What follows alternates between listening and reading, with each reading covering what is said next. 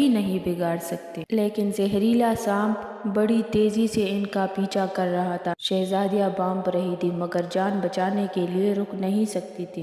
آخر کار تک ہار کر دونوں ایک بڑے درخت کے نیچے گھٹنوں کے بل بیٹھ گئی۔ پریشانی کی حالت میں وہ دونوں ہاتھ جوڑ کر مدد کے لیے دعائیں مانگنے لگی۔ اسی لمحے ایک پراسرار آدمی ظاہر ہوا جس نے کالا لباس پہن رکھا تھا۔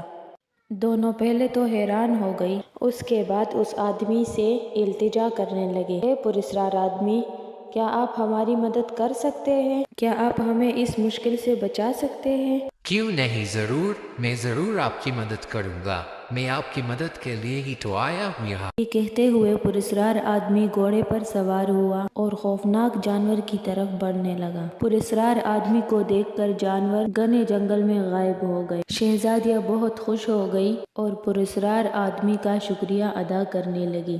اتنے میں وہ آدمی جنگل سے غائب ہو گیا۔ شہزادیوں کو معلوم ہوا کہ